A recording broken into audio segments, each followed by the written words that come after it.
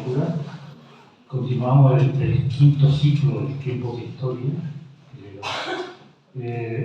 Durante el curso 25-26, la primera conferencia fue impartida por el profesor Alberto Monterroso sobre Marco Aurelio, cuyos orígenes se remontan a Cubi y a Espejo. La segunda conferencia fue impartida por el profesor García Parodi el 50 aniversario de la muerte de Franco en 1975, de noviembre. La tercera se habló de la Unión Europea, el gran debate que está teniendo entre los grandes imperios, ¿no? Sobre el informe Letta, el informe Prodi, cuál es el lugar de la Unión Europea, porque los tiempos han cambiado, ¿no? Desde los años 50. Y la cuarta conferencia tenemos el honor de compartir y de que la comparta el profesor don Manuel Bermúdez Vázquez, una de las figuras más notables de la Universidad Cordobesa. ¿Sobre quién? Sobre Averroes. Él estuvo ya en el cuarto ciclo hablando de Maimónides, postura de los grandes, no por chauvinismo careto. En Córdoba tiene uno de los grandes de la cultura romana, Séneca, uno de los grandes de la cultura judía, Maimónides.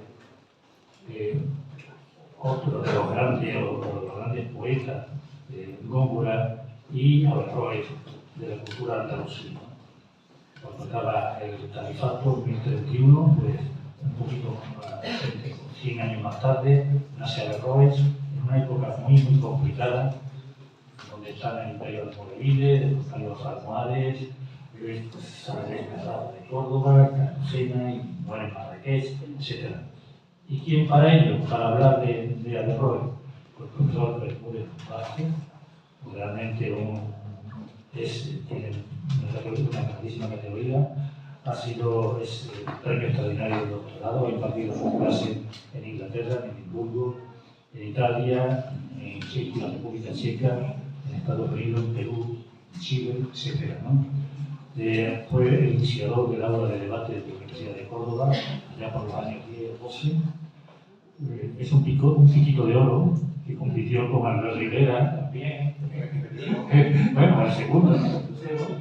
Y realmente siempre que lo escucho, la última vez en la casa, hace 2 o 3 meses, hablando sobre la quinta mujer que he encontrado en la escuela de Córdoba, en la ronda.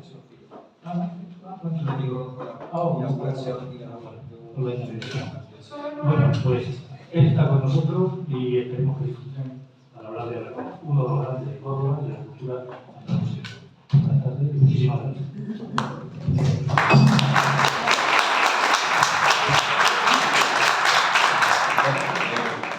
Muchas gracias a todos los asistentes, una tarde maravillosa como la de hoy, deciden venir aquí al Ateneo, eso es de agradecer. La verdad que yo cuando me encuentro con un auditorio lleno me sorprendo muchísimo y tengo una mezcla de sentimientos que son todos positivos, eso sí, pero me siento como abrumado por una parte, también agradecido.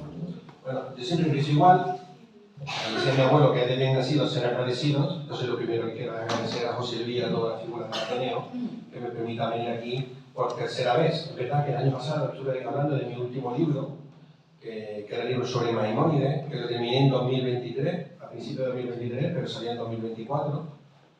Y estuve previamente, un año, 2 años por ahí, también estuvimos lanzando aquí un análisis que hicimos de corte filosófico sobre consideraciones del discurso contemporáneo, que me gustó mucho también aquí en la conferencia.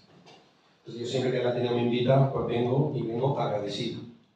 Entre otras cosas porque creo que el rol que desempeñan este tipo de instituciones es fundamental. En un momento en el que creo que parte del auditorio me conocen, sabéis, os voy a tutear, de que tengo una franca preocupación sobre lo que está ocurriendo a nivel global y también a nivel nacional, con el aumento de la polarización, los discursos cercados, un enorme populismo. A mí todo esto me preocupa. Entonces creo que este tipo de instituciones que proponen el debate sano, sensato, el intercambio de ideas. Me parece a mí también que hay evidentemente un derecho universitario, entonces la universidad tiene que dar cabida al diálogo, al debate, entonces creo que es más necesario que nunca que haya figuras como el Ateneo y personas como José Luis, los que lo acompañan, porque aquí lo hacen todo gratis et amore para tratar de mejorar la sociedad en la que estamos. O sea que no se me ocurren muchas cosas mejor que dedicar el tiempo a este tipo de cuestiones, ¿vale? Eso pues. Luego, claro, lo primero, también quiero agregar que me siento honrado porque el elenco de autores que han venido, de profesores o investigadores que han venido a departir aquí en las charlas del Ateneo, sobresalientes, descollantes, que a mí me permitan meterme ahí para que me siga soplando. Me sigue soplando.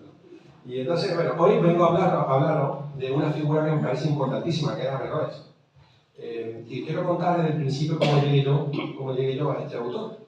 Porque yo inicialmente vine aquí, yo soy lucentino, llegué aquí en el año 96 con 18 años, estudié una carrera que era Humanidades, que tenía 3 itinerarios, un itinerario de geografía que era tenía poco sentido en Humanidades, uno de filosofía y uno de estudio europeo. Yo hice el segundo, el de filosofía.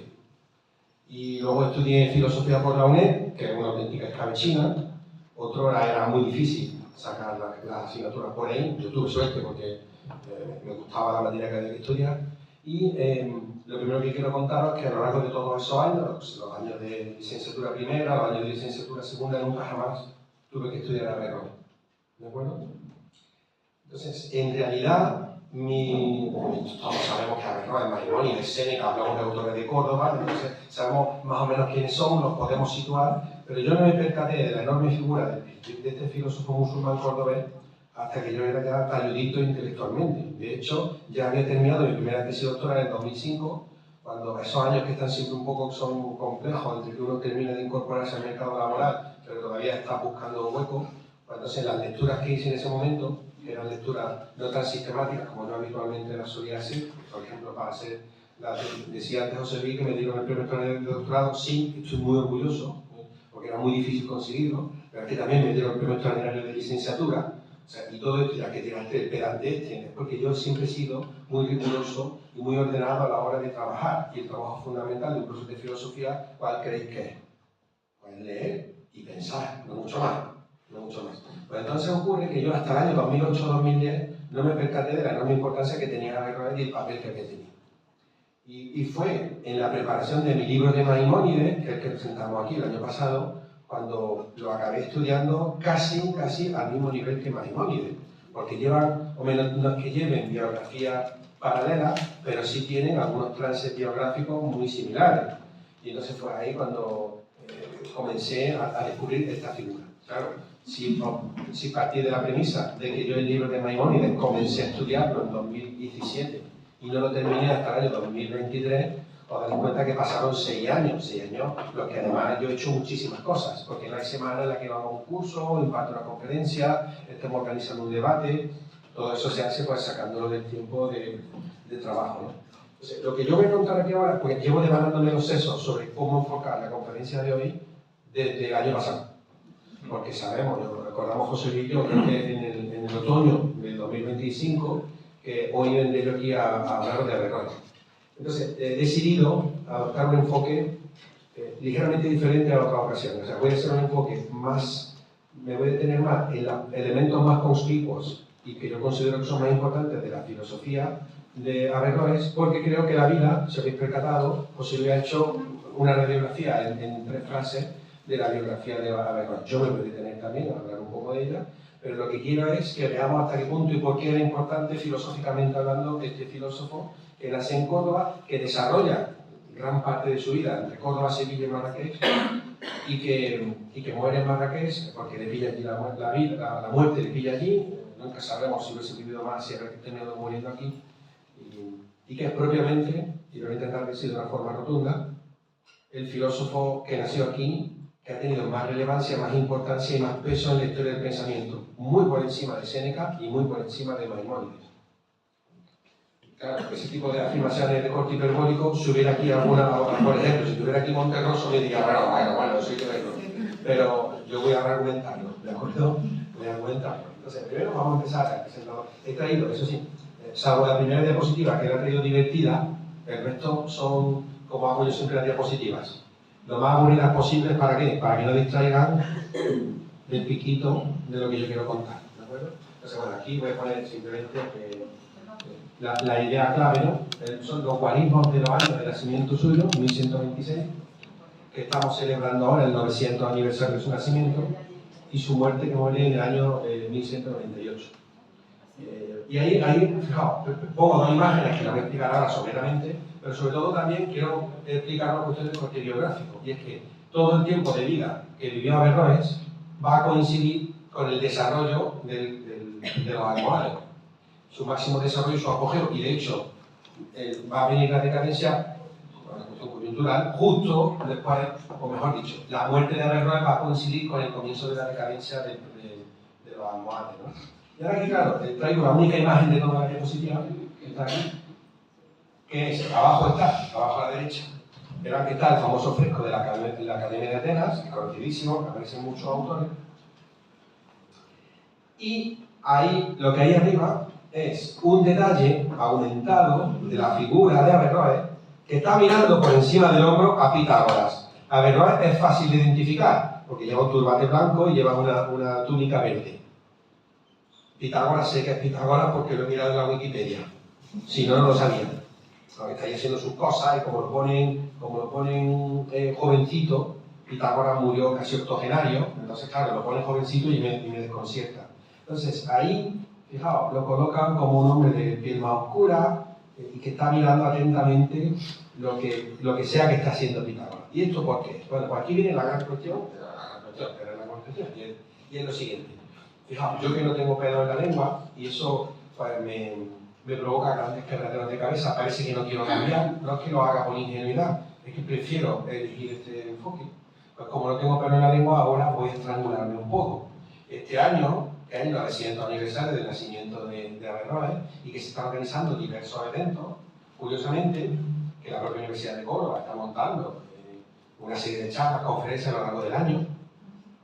Lo paradójico es que el departamento de filosofía, el área en concreto de filosofía, tiene poquísimo protagonismo ahí. Y a mí siempre me ha parecido eso, desde que me enteré, pues sorprendente. Porque entiendo que Averroes es un polímata, un tipo que sabía de una especie de género de nacimiento. Lo que pasa es que en lugar de ser un artista, es un intelectual. Era un hombre de una inteligencia abrumadora, difícilmente parangolable. Se trata de uno de esos individuos que no hay en toda la historia de la humanidad, no hay 100 como él, contando a Einstein, contando a, qué sé yo, a matemáticos y a Aristóteles, por ejemplo, no hay muchos como él, ¿no?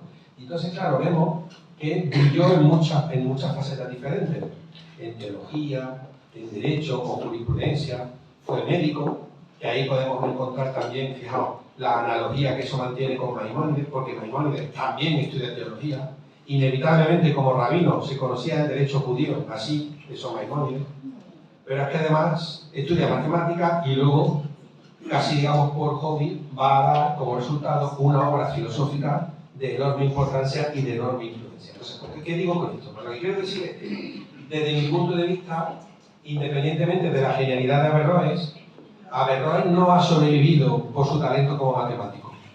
Manuel, te voy a interrumpir 5 segundos. Es que tienes tanto éxito que esto está lleno. Entonces, vamos a buscarle unas sillitas que tenéis ahí. No voy a coger, no, ¿Vale? Qué susto me ha dado. Pensé que iba a decirme algo. No. Te refuto completamente. Nada, por Dios. Aquí, señores. Aquí me Véngase usted aquí. Y tenemos otra vez. Caballero, véngase usted aquí, señora. Mire. Aquí, venir aquí. Que sepáis que esto me pone en un play. Porque hoy, que traigo la conferencia más filosófica que voy a dar en muchos años, viene mucha gente y ahora el temor que tengo es que no llegue a cumplir las expectativas que evidentemente un aforo tan grande se habrá creado. Ya, Os pido disculpas si no voy a estar diferente a otra ocasión. Entonces, yo estaba protestando, y no por otra silla, estaba protestando porque sigo pensando que no vamos a recordar, en realidad, a Averroes no es recordado ni como matemático, ni como jurisconsulto, ni como médico, evidentemente como médico no, tampoco Maimónides es reconocido como médico. Como teólogo menos, ¿por qué es reconocido Averroes? Como filósofo.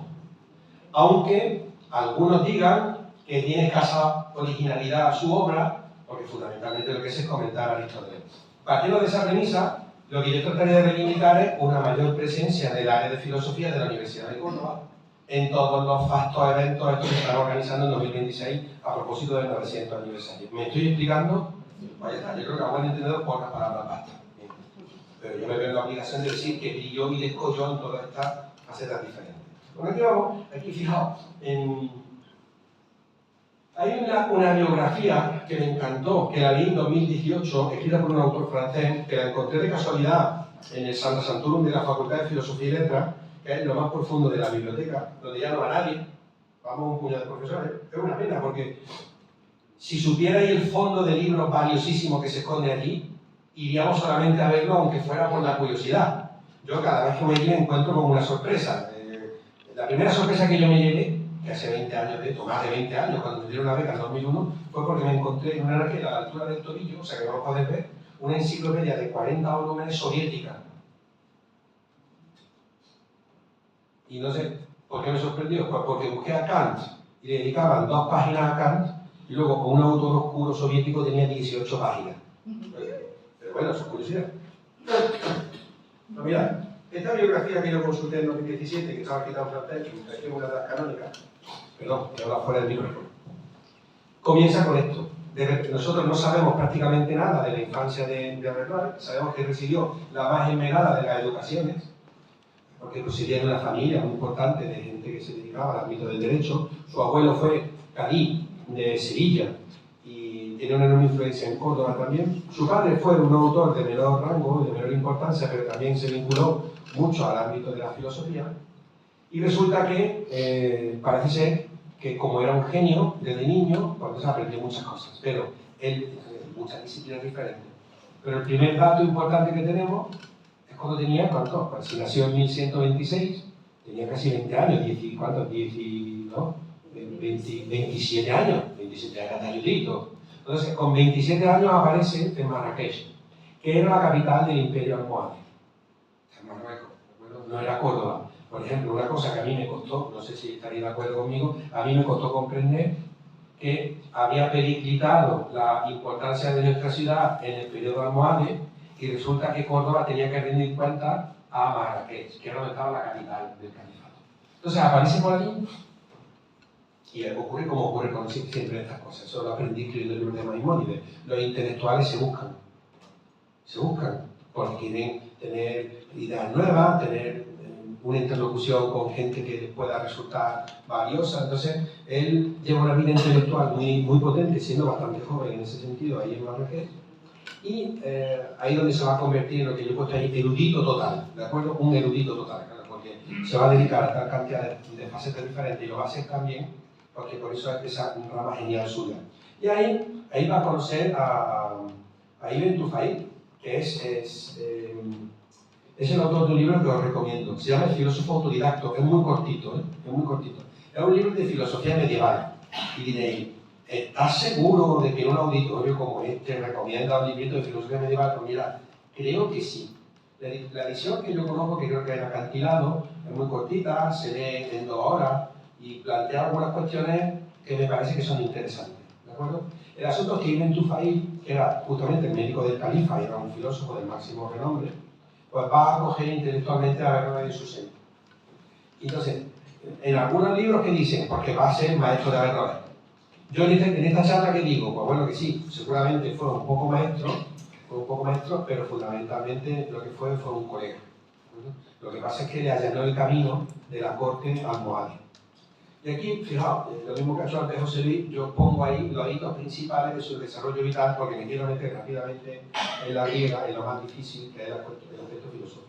Por cierto, yo había planeado una charla de 30-45 minutos y luego habrá preguntas, ¿no? Porque, pues fijaos, en el año 69, 1669, lo nombra mejor, ahí pongo, pues, ¿de acuerdo? Cadí de Sevilla, que ya era un cargo muy importante, está repitiendo los éxitos de su abuelo. 2 años después, pasa a Córdoba y aquí va a tener, claro, aquí hay una anécdota que os voy a contar. Fijaos, y lo pongo un poco más adelante. Averroes, de hecho, casi nunca se le cita por su nombre en los textos de la escolástica medieval. Se le llama el comentador. ¿Y por qué el comentador? Pues mira, él se granjeó ese nombre porque por antonomasia es el comentador. Lo que él escribió principalmente fueron comentarios de la obra de Aristóteles. Por eso cuando en alguna frase, por ejemplo, en algún texto escolástico, escuchéis el comentador del filósofo, se están refiriendo a Averroes y a Aristóteles. Averroes es el comentador y el filósofo es Aristóteles. Y ahora, ¿por qué lo digo? Pues porque, fijaos, parece ser una anécdota, que el califa se quejaba a Ibn Tufail y se quejaba a Averroes de que era muy difícil de leer Aristóteles. Y es verdad. Por ejemplo, algunas de las obras de Aristóteles son complejísimas y la primera que se me viene a la cabeza es la metafísica. La metafísica es una obra que, os voy a poner un ejemplo, los distintos libros que tiene están ordenados porque lo hemos ordenado nosotros. Ni siquiera estamos seguros de que ese fuera el orden que previó Aristóteles para sus alumnos, porque la metafísica era la apunte de clase de los alumnos del liceo. Entonces, claro, es verdad que cuando uno lee la metafísica, cuando lee el órgano, no sé si habéis tenido alguna vez oportunidad, si queréis de verdad ver un galimatías filosófico, echarle un ojo a los libros de Aristóteles de lógica. Aristóteles va a parir intelectualmente la lógica y resulta que lo hace en 5 libros. A ver si me acuerdo de los títulos. En los tópicos, en las categorías, en los analíticos primero, en los analíticos segundo y en los comentarios sofísticos. ¿De acuerdo? Entonces, ahí va a dejar resuelta una disciplina de enorme complejidad. Por lo tanto, leer a Aristóteles en lo tocado del órgano, que el órgano se refiere a esas 5 obras, era muy complejo. Entonces el califa se le queja y dice, mira, que esto me lo podéis clarificar un poco para que yo lo entienda mejor. Y ahora resulta que los siguientes 10 años de su vida los va a dedicar a Averroes a comentar las obras de Aristóteles. De ahí que se ha conocido como el comentador. Y por eso nosotros tenemos, de hecho, y esa es una de las afirmaciones que voy a hacer al final, muy rotunda, muy hiperbólica, para provocar, más que nada, por si hubiera alguien que quisiera polemizar. Lo que me decía es que de ahí que exista Aristóteles. Aristóteles va a existir en Europa por Averroes. Luego lo tendré que matizar, porque si no, si encima lo estamos grabando. Bueno, entonces ya sabéis, no me paro ni a leer más. En el 79 vuelve a Sevilla, o sea que el periodo principal de la vida de Averroes va a moverse entre Córdoba, Sevilla y Marrakech, y así va a estar. Y tenemos que partir de una premisa que a veces parece compleja, pero que es más sencilla de entender, y es que se viajaba. Él viajaba en ese momento mucho, y estaba de un sitio a otro. Bueno, ahora en el año 82, pues, Ibn Tufail, que ha sido el médico de la corte del califa almohade, pues no estoy seguro si se muere o por alguna razón desaparece de la corte y el que lo va a sustituir como médico es Averroes. Claro, hay que ponerse un poco en la tesitura, porque estoy pensando ponerse a curar al mismo tiempo que por la tarde está escribiendo un diálogo de Aristóteles, que al día siguiente está haciendo una observación astronómica, eso, y hacerlo todo con genialidad, eso lo pueden hacer muy pocas personas. Y aquí es inevitable que yo me acuerde de Maimónides y su vertiente como médico, que fue siempre, desde mi punto de vista, fue la más destacada también, ¿no? Y entonces, claro, fijaos, un tipo que es gran cadí de Córdoba, que ha sido médico del califa, por cierto, diréis, ¿cómo puede ser médico del califa que vive en Marrakech y él estará en Córdoba? Pues eso me pregunto yo. Porque en el caso de Maimónides tiene que ir todos los días a ver al sultán. Este no. Él irá de vez en cuando, supongo que a curar, cuando se encontraran. Esto que cuento es así, quiero decir, que era el médico del califa, pero él no estaba siempre con el califa, cosa que no es nada frecuente. Entonces vamos a ir finiquitando la biografía, y aquí viene la primera clave. Fijaos, evidentemente yo podría cargar las tintas y decir que en cierto modo, cuando empieza a caer en desgracia Averroes, fue a causa de sus escritos, porque me gusta explicar las cosas así. Pero esto no, lamentablemente no creo que sea preciso. Y como, hombre, me debo a la verdad, porque soy profesor de filosofía, no de marketing, que no se ofendan. Como me debo a la verdad, pues lo que tenemos que decir es que evidentemente la obra filosófica de Averroes le había granjeado grandes enemistades, sobre todo entre algunos ulemas que eran, diríamos a día de hoy, lo diríamos muy fundamentalistas, y si bien, curiosamente, el califato almohade había sido ligeramente tolerante con la obra de Averroes, por una cuestión política le interesaba tener el apoyo de los ulemas más radicales. Entonces los ulemas más radicales le pidieron la cabeza de Averroes. No sé si físicamente. El asunto es que no lo matan, pero lo condenan al ostracismo, tiene que abandonar la corte, lo mandan a Lucera, que es de donde yo vengo, y luego, no, pero en realidad dura muy poco tiempo, en un par de años acaba de nuevo lo que ponga ahí, se revoca su destierro, él va a reincorporarse a su puesto en Marrakech, pero allí le pilla la parca, que se muere. No muere muy mayor para los cánones de la época, pero se murió pues, de una forma inopinada, sorprendente, o sea, le pilló de sorpresa a él mismo, ¿no? O sea, es como, escuché yo una vez decía un cura, dice, no hay nada más seguro ni más inseguro que la muerte, y es verdad. No sabe uno, es más seguro porque todos nos vamos a morir, pero más inseguro porque no sabes cuándo te vas a morir. El otro día hablaba con una compañera de una frase que viene en la Celestina, que yo siempre recuerdo cuando los avatares de la vida nos traen malas noticias. La Celestina, nuestra formidable obra literaria, dice la Celestina en uno de los pasajes del principio. Dice, nadie es tan viejo que no pueda vivir un día más, ni nadie es tan joven que no pueda morir en ese instante. Pues justo eso es lo que le pasó a este hombre, justo cuando lo estaban restaurando, reintegrando en su posición de filósofo, de médico de la corte, pues va el pobre y se muere, ¿no? Ahí le dedico mucho texto para explicar justamente que a mí me gustaría decir que fue una especie de víctima de su filosofía, pero en el fondo fue más bien una víctima de la coyuntura política almohade, por la cual pierde durante un par de años, tampoco hay que exagerar, ¿no? Pierde, digamos, esa posición preponderante. Bien. Esto sería la introducción de lo que yo quería. Ya lo tenemos situado, más o menos de una forma más torpe que precisa. He explicado digamos, las líneas maestras de la vida de Averroes y ahora vamos a la parte más compleja, a ver cómo me sale. Pues claro, yo estoy muy acostumbrado a hablar, hoy mismo hemos estado leyendo con algunos alumnos aquí presentes el poema de Parménides en una de mis clases, que es uno de los textos más densos y complejos de la filosofía, y yo estaba allí a más de gusto. Hoy aquí ahora, sin embargo, estoy titubeante, así que os pido que seáis indulgentes. ¿Por qué estoy titubeante? Pues porque vamos a hablar de una cuestión muy compleja y lo que no quiero es que os aburráis, a ver si lo logro hacer, ¿de acuerdo? Bien. El único fragmento literal que he traído de Averroes es este que pone ahí entre paréntesis, ¿de acuerdo? Lo he sacado del comentario que hace del de Ánima. El de Ánima sobre el alma, es un texto de Aristóteles que es interesante, no está mal. Ya no se lee, lamentablemente en las facultades de filosofía no se lee, pero yo lo leí porque, claro, cuando tenía entre 22 y 26 años, para el corpus platónico, el corpus aristotélico, lo leí prácticamente entero. Entonces, tengo muchas veces que hablar de memoria, casi nunca me falla, pero a veces me falla, ¿de acuerdo? Pero lo primero que quiero decir, el objetivo de esta diapositiva, y lo tenéis que leerlo, es que Averroes decía que la culminación de la inteligencia humana era Aristóteles, que nada tenía parangón con este individuo y que era lo máximo a lo que el hombre había podido aspirar. Por lo tanto, lo que tocaba ahora como filósofo que era interpretar ese culmen, esa cúspide, ese cenit de la inteligencia humana. ¿Me estoy explicando? ¿Y cómo lo dice él? Fijaos, lo dice de otra manera, pero no tiene aquí una que es suave. Dice, fijaos lo que dice. Aristóteles es la regla y el modelo que la naturaleza encontró para mostrar la perfección última del ser humano. Esto sí que es hiperbólico. O a lo mejor no, porque como se refiere a Aristóteles,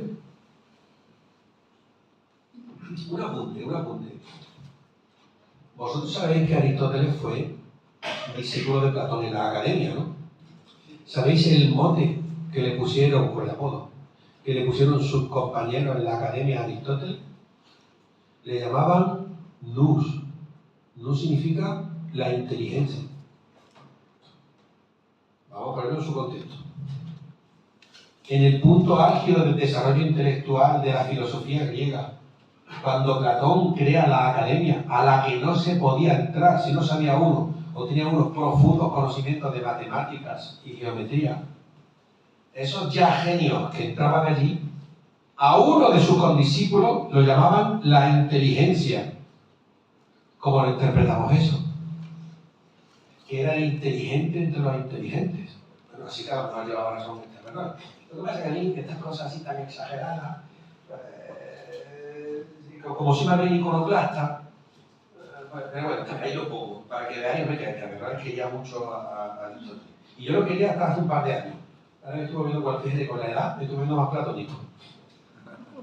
Que, oye, que no significa nada, No significa ni que sea mejor ni que sea peor. Otro día vendré a hablar de eso, si queréis, del tránsito intelectual. ¿De acuerdo? Bien. Bueno, mira, y aquí, fijaos que escribo así.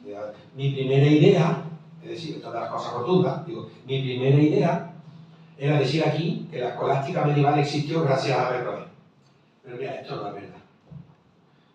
Por una cuestión obvia. Primero porque Averroes nace en 1126 y para 1126 ya llevaba 100 años la escolástica. Pero bueno, ¿por qué lo defiendo aunque sea de una manera débil y tenue? Y que la escolástica, menos mal que os puedo leer las caras, ahora lo explicaré. Bueno, la escolástica es una forma de entender la filosofía y, digamos, el nacimiento de la universidad muy vinculada a Aristóteles.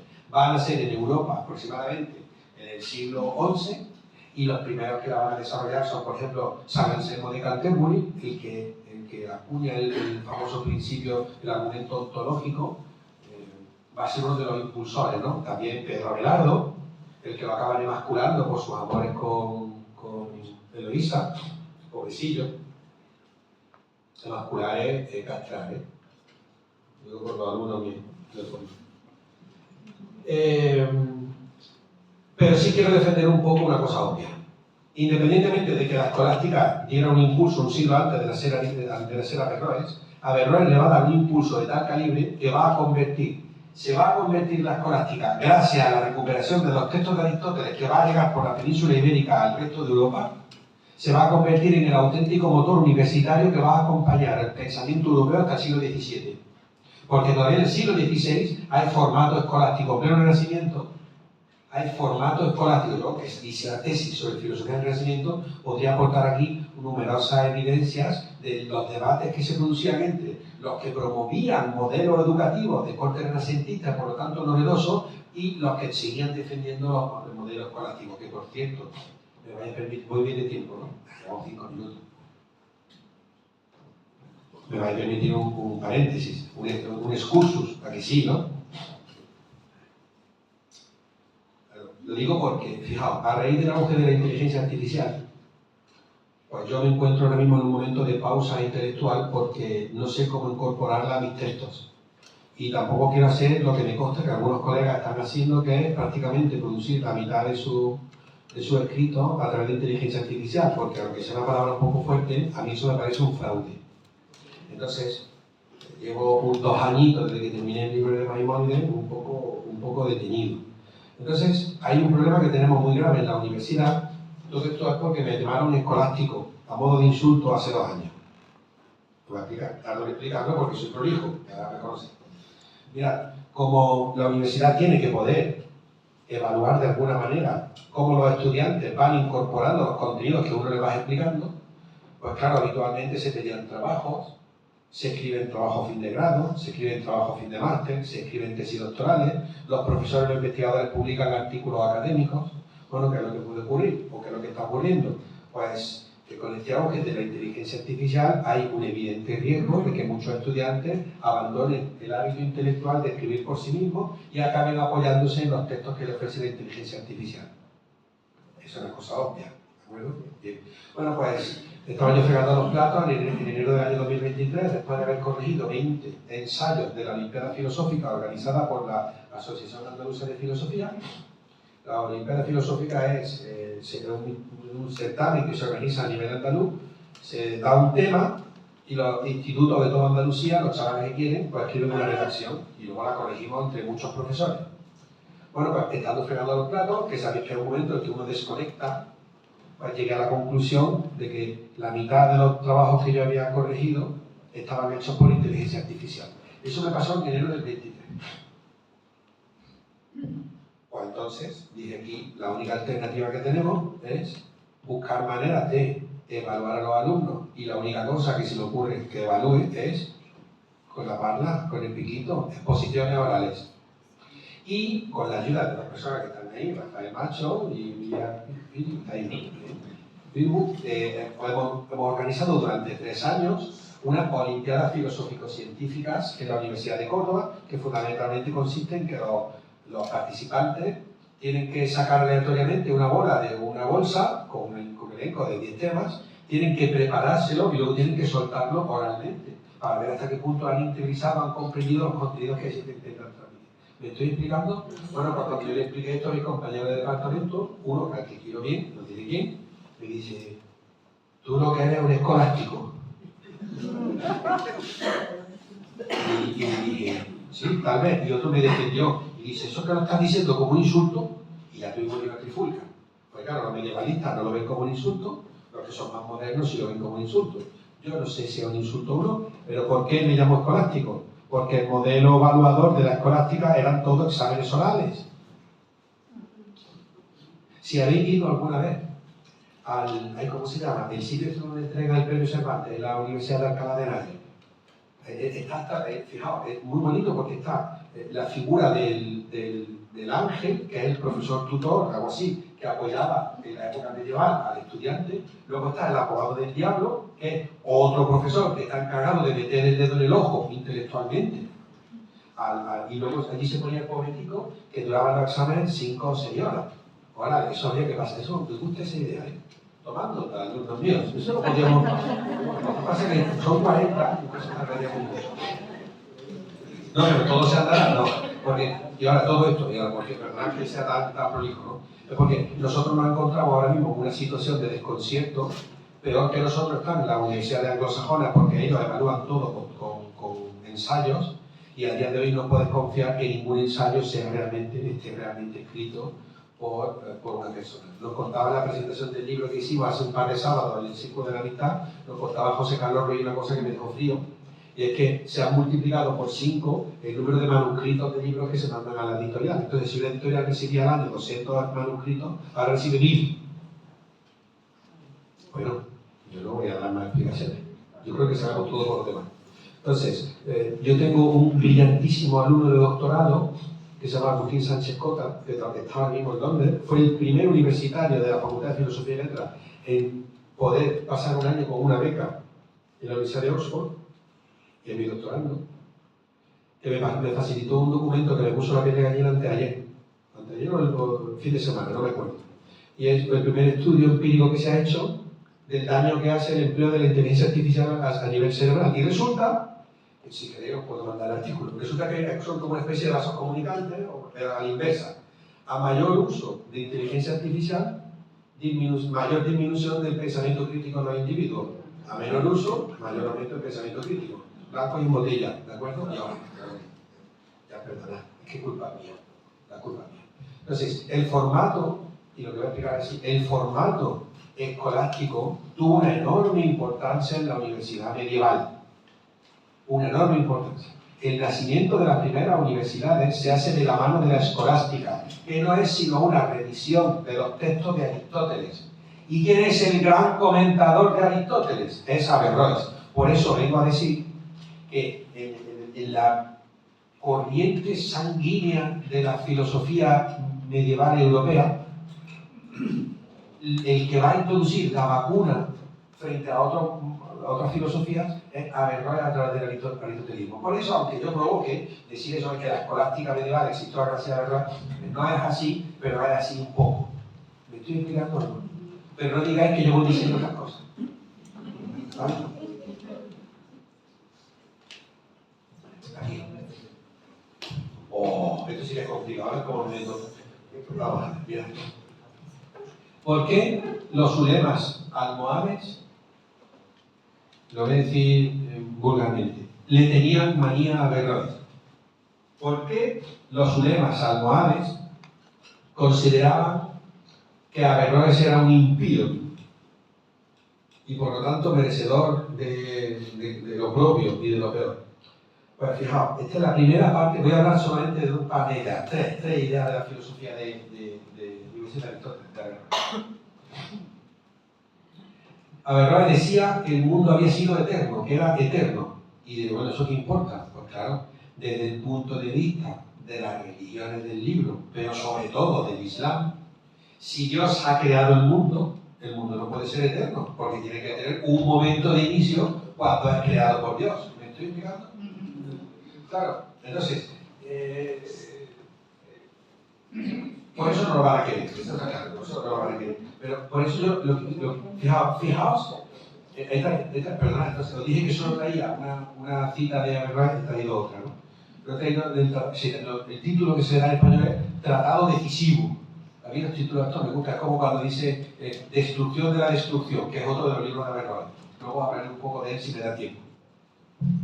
Dice Averroes, en verdad no es ni realmente originado ni realmente preeterno. Decir esto en un momento en el que la filosofía está siendo francamente criticada por los sectores de la teología islámica más duros, y ahí está Al-Ghazali, es el que escribe un libro que es la destrucción de la filosofía. Por eso Averroes le replica con la destrucción de la destrucción. ¿De acuerdo? De eso hablaré un poco más adelante. Claro, ¿cómo lo intento explicar yo ahí? Pues fijaos, os leo lo que he puesto y lo aclaro. Decimos, el mundo no encaja bien ni en la etiqueta de creado ni en la etiqueta de eterno. ¿De acuerdo? Claro. Y ahora, claro, ya aquí,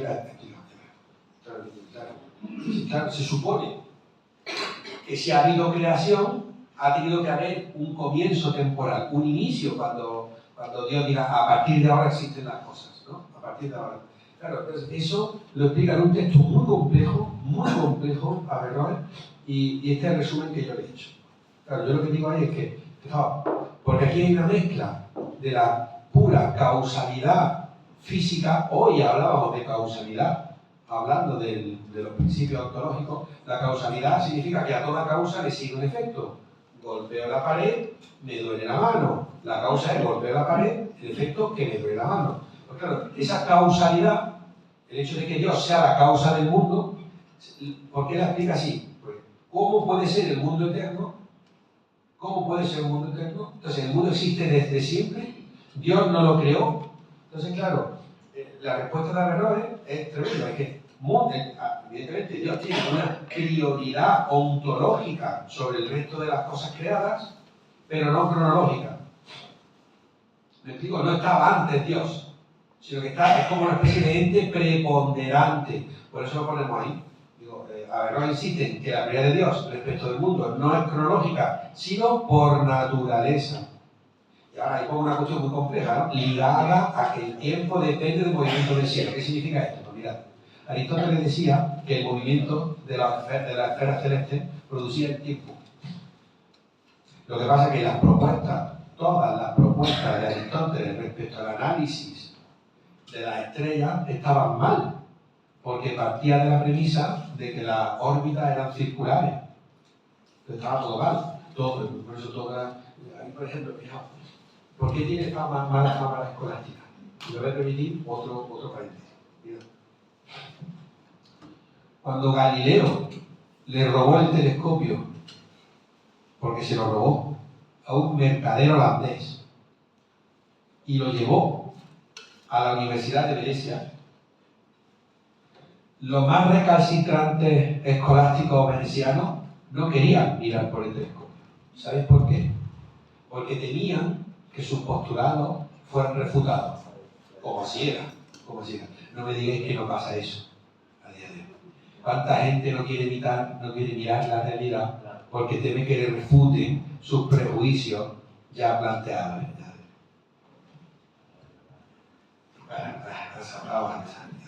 Otra, para huir, lo que acabo de ver es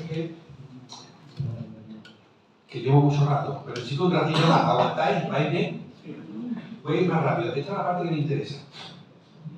Bueno, esto, si decir que el mundo es eterno le costó enemistad entre los ulemas, esto a día de hoy tendría una cohorte de haters en Twitter.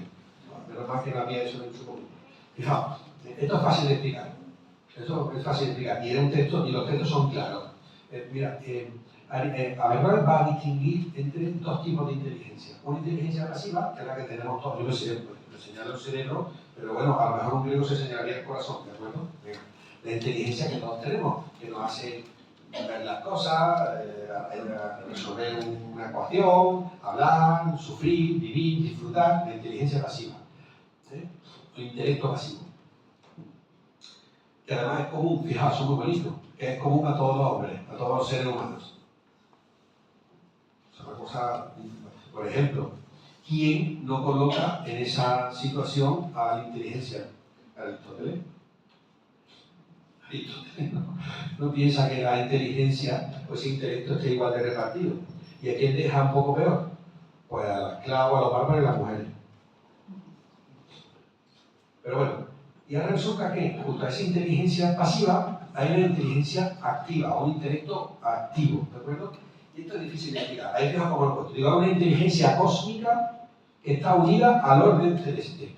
Esto evidentemente es una influencia enorme la que va a tener a Aristóteles sobre Averroes. Entonces, en esa inteligencia cósmica que está unida a cómo funcionan los astros, bueno, pues cuando nos muramos, desde la perspectiva de Averroes, el intelecto pasivo que está inserto dentro de nosotros parece que se olvida de todo lo que somos y se integra en el intelecto activo.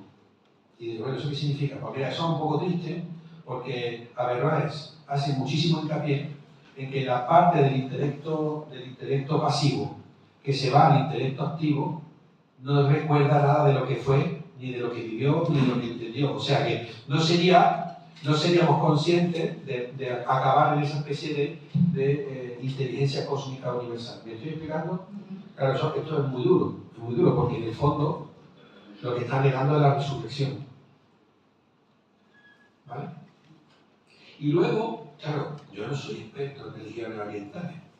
Yo he leído 2 libros de religiones orientales. Bueno, y también leí a Schopenhauer, que le encantaba el budismo y todo lo hindú y las cosas esas. Pero Schopenhauer, ya sabéis, dormía con 2 pistolas cargadas debajo de la almohada. De un tío así no te puedes fiar, ¿no? O sí, puedes fiar.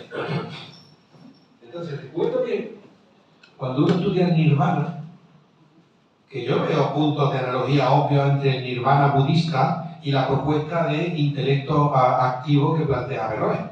Porque esa inteligencia cósmica a la que uno se integra cuando se muere y que no recuerda lo que eres, es justo el nirvana. El nirvana es la desaparición completa para acabar para el budismo, esa rueda permanente y sufridora, o que causa sufrimiento, de metempsicosis completa. La metempsicosis es la transmigración de las almas. Eso es lo que anhela el budismo, integrarse en el nirvana, en una especie de nada.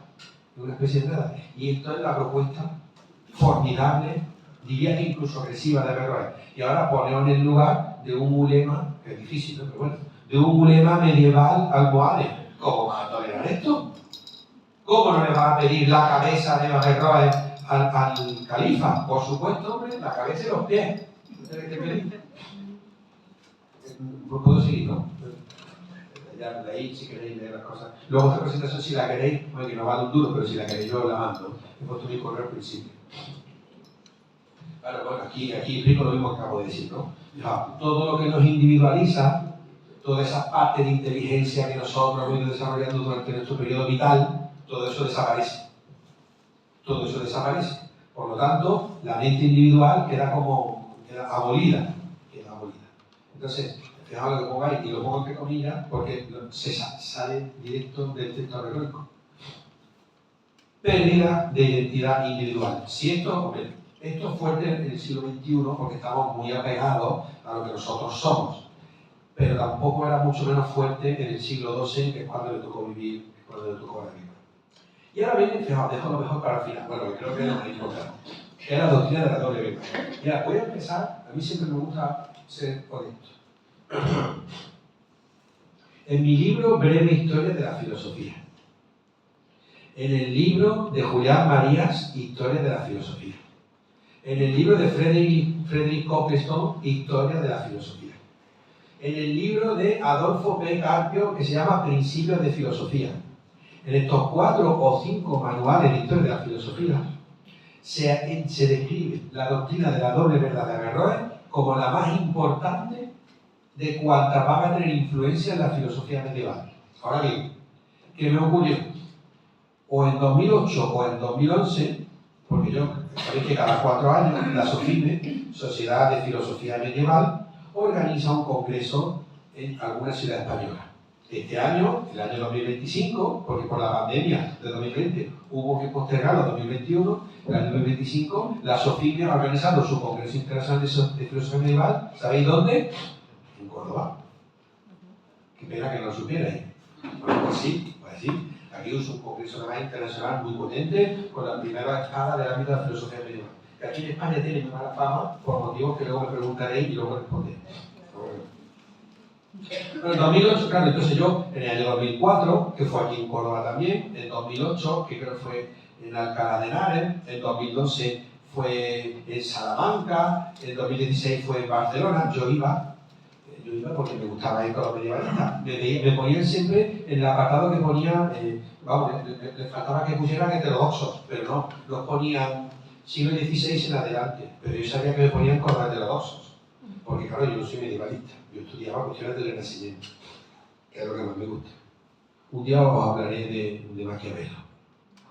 Estoy preparando una charla para mis alumnos, si se portan bien se la regalaré, en mayo. Total, perdonad, luego nos vamos 10 minutos más tarde, ¿vale?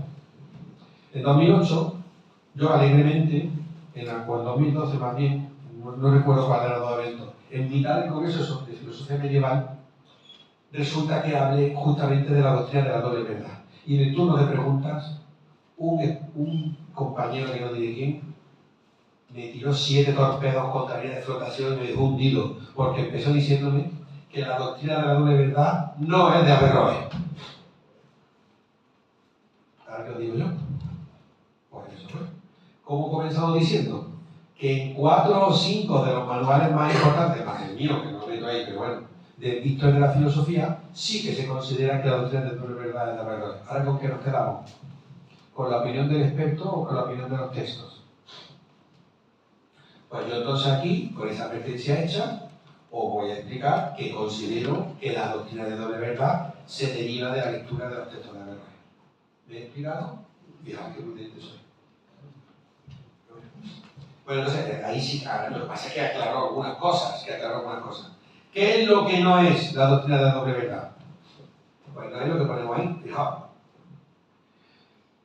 La relación entre la razón y la fe es una relación muy controvertida, que analiza todo el estudio del pensamiento. Tiene 5 formas principales, ¿de acuerdo? Si tuviéramos una pizarra, y he hecho una presentación, pero no la voy a tener.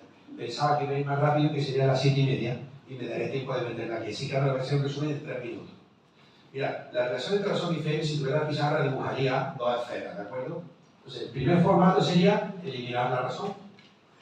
Entonces, ahí están multitud de autores de corte muy religioso, sobre todo los cristianos principales, que van a defender a rajatabla la imposición de la fe. ¿De acuerdo?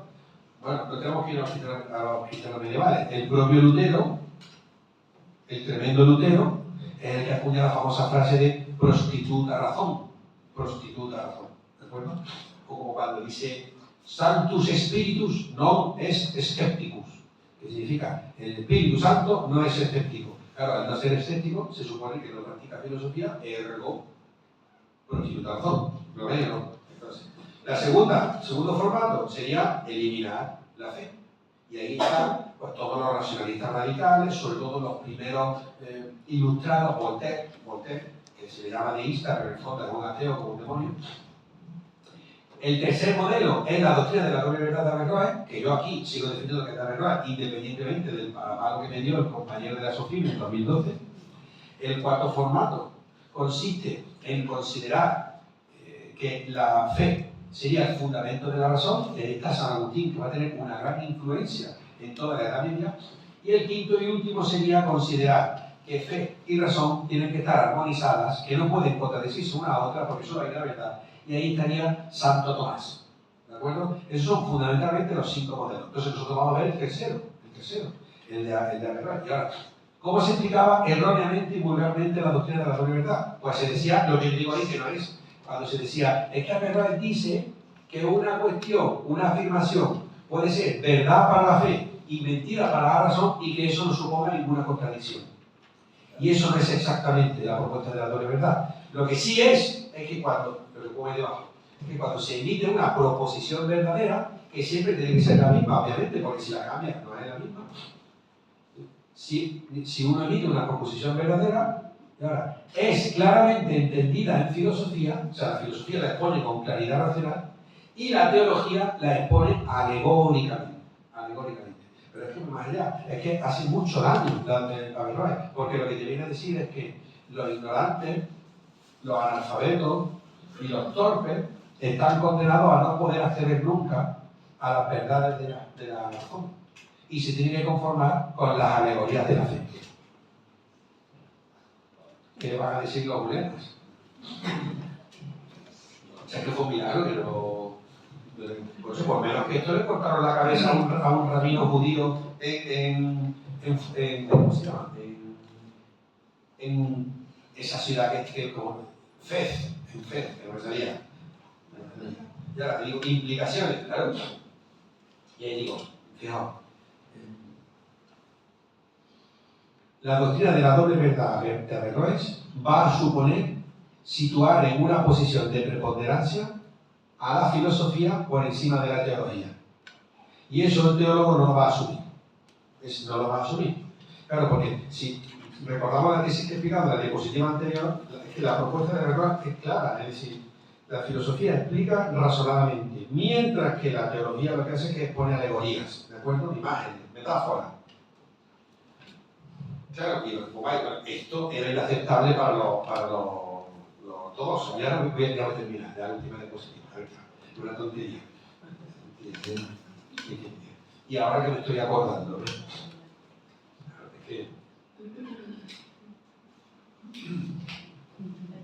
yo leí la Divina Comedia hace 20 años, en una pésima edición que tenía mi madre en mi casa. Y lo que me aburrió, y no la entendía, y los nombres, no sé si la habéis leído, nombres que no sabía ni quién era, ni quién no, ni nada, porque claro, hace mucha mención de figuras de nobles, de la Italia medieval, que la mitad los lleva al infierno, los lleva al infierno. Pues elaborando esta conferencia me acordé, y eso me gusta, que a veces que todavía tengo buena memoria, de que Dante a Averroes no lo condena al infierno. A Mahoma sí. Dante sí manda a Mahoma al infierno. Pero Dante le hace el favor más grande que un intelectual europeo cristiano le podía hacer a un filósofo musulmán. Lo deja en el limbo, por sus evidentes virtudes como filósofo. Y con esta última idea dantesca quería terminar la conferencia de hoy. Muchas gracias.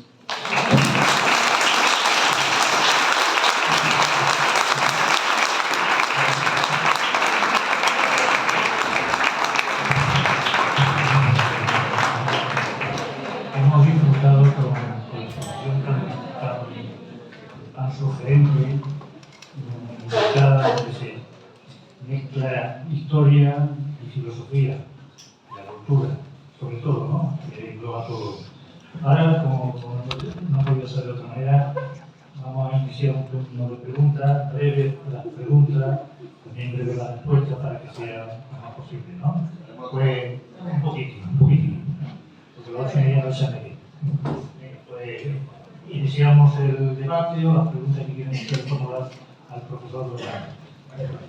Mira, por favor, que si no, todo momento más difícil de romper el hielo. Hay un libro ¿Quieres ir gracias? brillante, pero yo pensaba que al final, cuando tú has pensado todo eso, me dijo es un hombre de marketing que presenta a Averroes. Se venga para acá.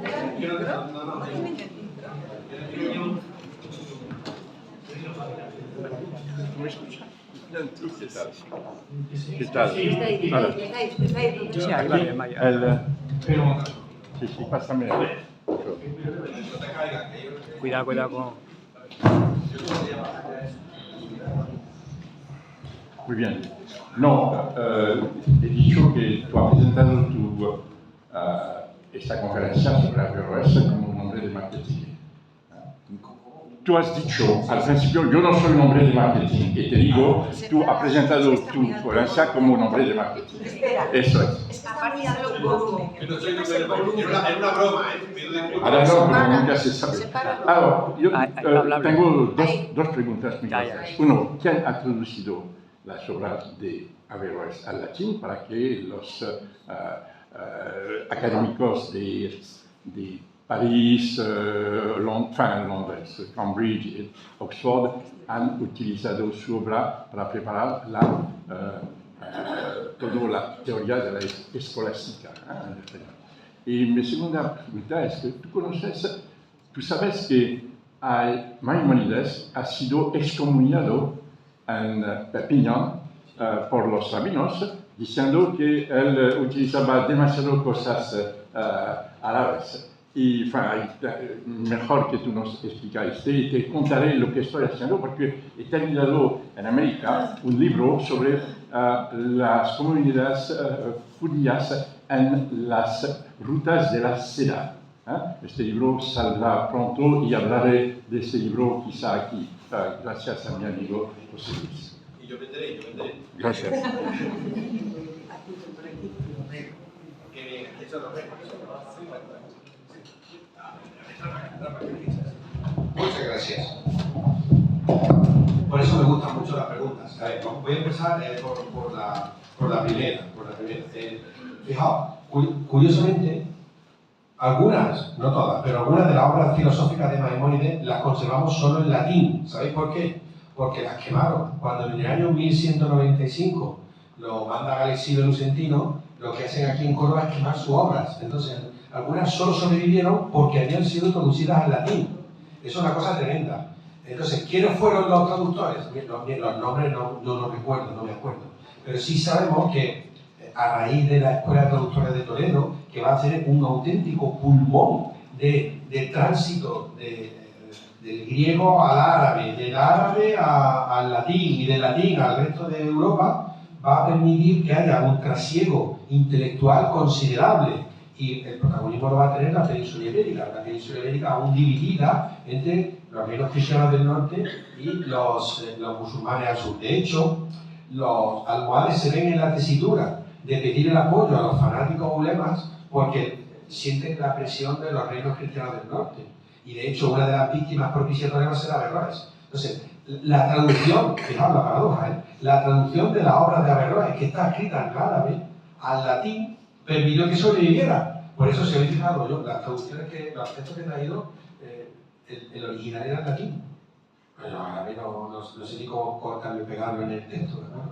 Y luego, ¿verdad? Sí, mira, que en el año, es que no me acuerdo si fue 1200, en el siglo XIII en todo caso, juraría que un obispo francés que acaba condenando a Averroes por 219, si no recuerdo mal, 219 faltas que tenía para el cristianismo, la filosofía de Averroes. Entonces, claro, Averroes va a ser por eso es un milagro que Dante, y menos mal que me lo has dicho, que Dante lo salve en el limbo, porque en el fondo él ha sido, yo no sé si se puede excomulgar a un musulmán, creo que no, ¿de acuerdo? Pero él tiene una percepción muy negativa, una recesión muy negativa por parte del cristianismo, porque el mundo, que lo que hemos puesto antes sobre la mesa, decir que el mundo es eterno también atenta contra la propuesta cristiana. Hablar de que el alma acaba subsumida en una especie de, la inteligencia, una especie de inteligencia cósmica, y por lo tanto poner un brete la resurrección, eso no es exactamente una cosa que un cristiano admita. ¿Tú piensas que Averroes ha tenido contacto con budistas? ¿Con budistas? Con budistas o gente hinduistas en este tiempo, porque parece en la ruta de la seda, y Córdoba es en la ruta de la seda, ¿Córdoba estaba en la ruta de la seda? No, está la Mediterránea, lo sé, pero Córdoba era al final de la ruta de la seda, sí. la ciudad más occidental de la ruta de la seda. ¿Tú piensas que hay movimientos? He encontrado documentos sobre budistas que han influido mucho el pensamiento en Alejandría, a partir del siglo IX. Y no sé si tú tienes más informaciones sobre este papel. No lo sé, no tengo ni idea, un segundo, no lo sé, hay un tema del que lo ignoro todo. Pero voy a decir otra cosa. Si Pitágoras de Samos, el creador de la secta pitagórica, que se le situó en el siglo VI a.C., parece que tiene obvios contactos intelectuales con el budismo que estaba a 2000 kilómetros, yo creo que son 1500 años después, en la época de Averroes, existe la posibilidad de que de alguna manera, pero estoy lucubrando sin haber creado nada al respecto, me he ido al mundo griego, que es donde yo me siento más cómodo.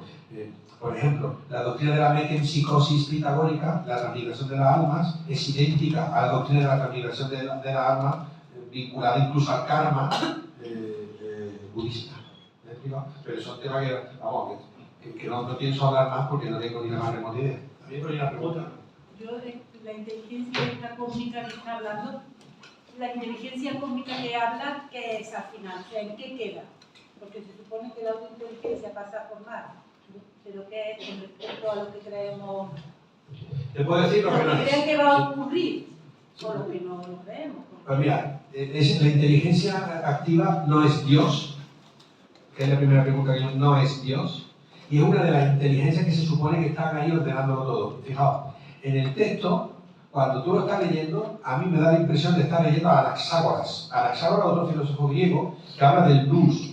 ¿O es que le llamaban nous a Aristóteles? Bueno, nous, fijaos, Anaxágoras es un filósofo que decepciona a Platón y decepciona a Aristóteles.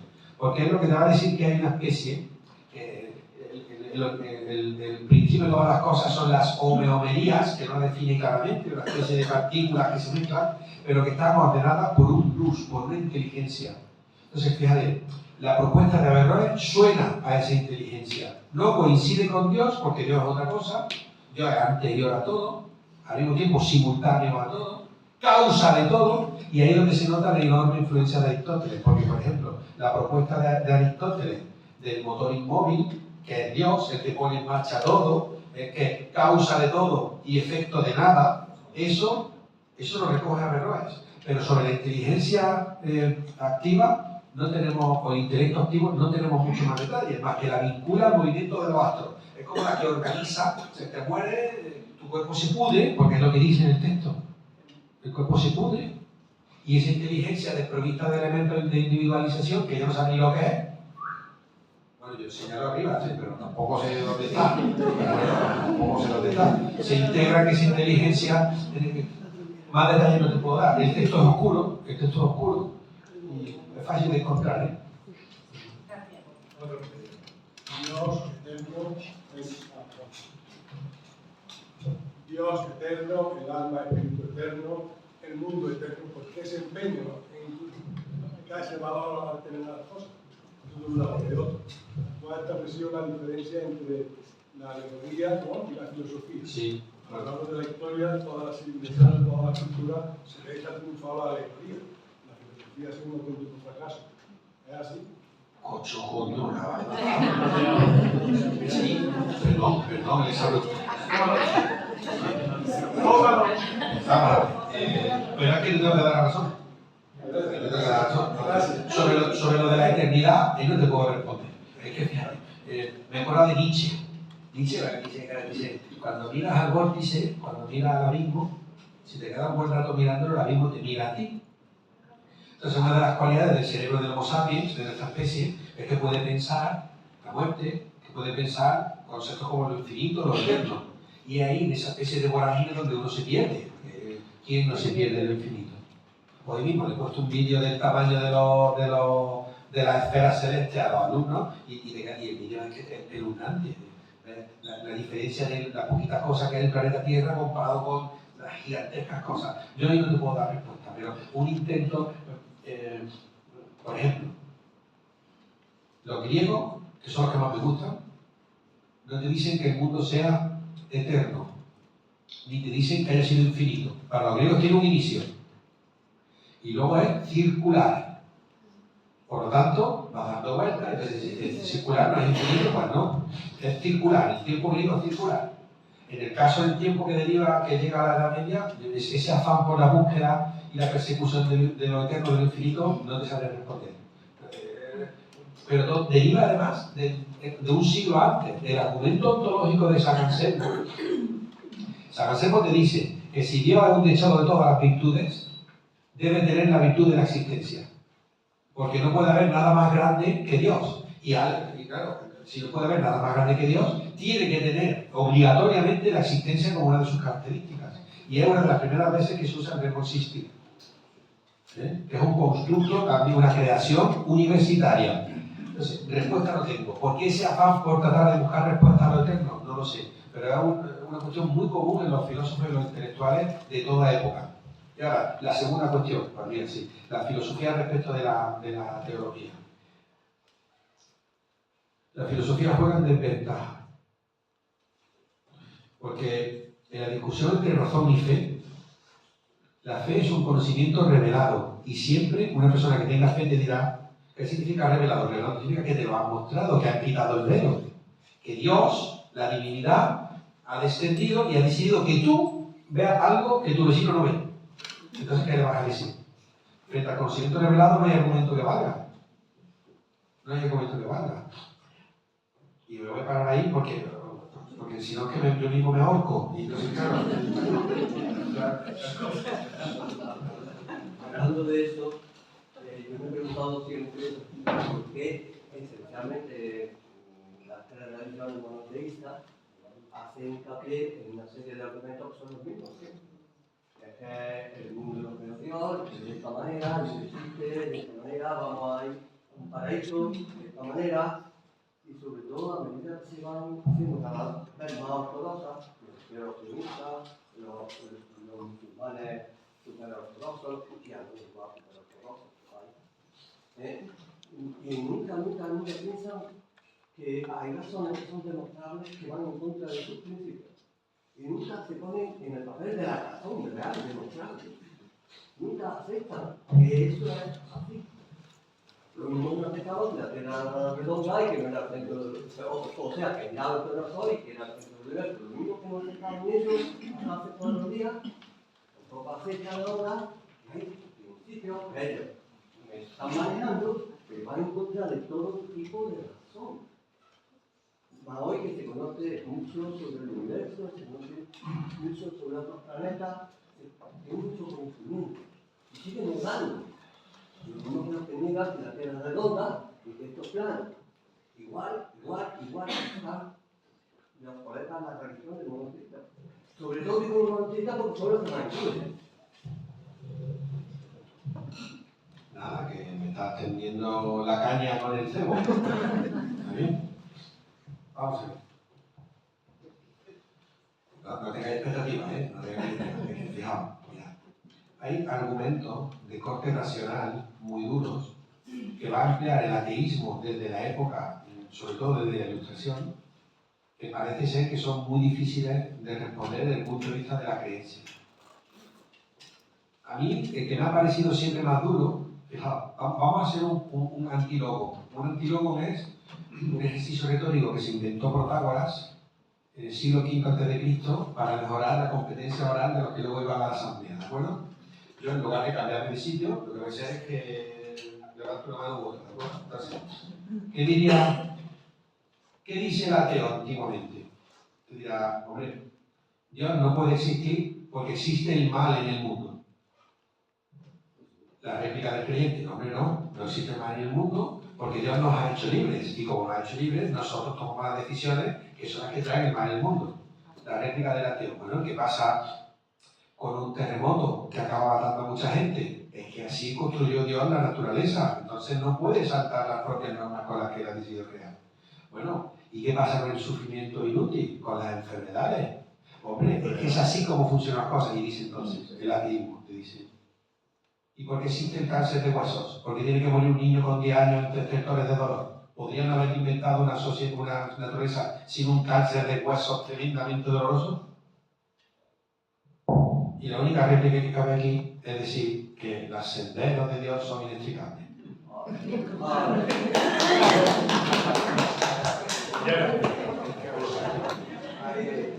La última pregunta, por favor. Última pregunta. Volviendo a Averroes, habría que pensar que Averroes influyó en las primeras universidades europeas, en Bolonia y demás, o él se alimentó quizá, porque estamos casi en el mismo tiempo, ¿no? Entonces, un toma y daca o eso. Sí. Bueno, a ver, tú sabes que yo soy hiperbólico a veces. Pero ya por crear una cronología, porque el conocimiento se desarrolla muchísimo a través de cuando ya se apaga un poco el mundo musulmán árabe o musulmán aquí, sobre todo en Europa, ¿no? O apaga y entonces empieza a crecer mucho los conocimientos en esas universidades, primeras universidades europeas, como Bolonia y demás, ¿no? Pero bueno, ¿se alimentaron de él o él ya estaba...? La primera universidad que va a ver cómo tiemblan los cimientos intelectuales de su fundamento es París. Es a París donde va a suponer una auténtica revolución intelectual la aparición de un pensador como Averroes. De hecho, por eso es en Francia donde los que os comulguen, es que lo van a considerar enemigos del cristianismo por 219 razones diferentes. Bueno, en alguna parte está el elenco muy minucioso, que no nos interesa, son pequeñas cuestiones de corte teológico, bueno, creo que no nos interesan, a mí no me interesan demasiado. Son pequeñas menudencias, ¿de acuerdo? Nimiedades de corte teológico que me interesan aquí.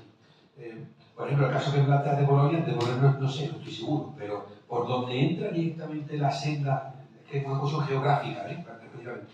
La recuperación de los textos es por el sur de Francia hasta París, y a París y el resto de Europa. París se convierte en una universidad referente. Curiosamente, que cuando estamos estudiando el Renacimiento, con lo importante que es la Universidad de París, no tiene tanta fama como Bolonia, o como Oxford, o como Cambridge, o como otras similares, o como Salamanca. Bueno, pero sí va a ser importante. Yo creo que el primer golpe lo va a dar por ahí. ¿Alimenta a la universidad de él? Sí. Él alimenta, no, te das cuenta que él no lee en latín. No lee en latín, se traduce en su obra al latín, él no lee en latín. Lo que pasa es que hay una cuestión también que eso lo explican, ya, estamos grabando todavía. Bueno, espero que no lo vean hasta el final. ¿Sabéis el reproche que le hacemos los profesores de filosofía a los que se ocupan tanto de la transferencia del conocimiento? Me refiero a cuestiones medievales o que no hablan de filosofía. Que dicen, el texto de Averroes tal, pues apareció perdido en el Cairo, del Cairo lo recuperan en Toledo, de Toledo lo traducen en Perpiñán y ahí termina en París. Y no te dicen de qué va el texto. Yo he dicho esto, perdón. Yo he dicho esto porque estamos hablando de Averroes para tener un punto importante en su digamos, influencia en el mundo filosófico del movimiento que es Averroes. Hemos hablado de muchas cosas de él y además esto. Además influyó en los conocimientos de la universidad. Sí. Eso es lo que yo quería avisar, ¿no? Está bien puntualizado. Gracias. Gracias. Pues nos vemos la próxima, ¿no? Encantado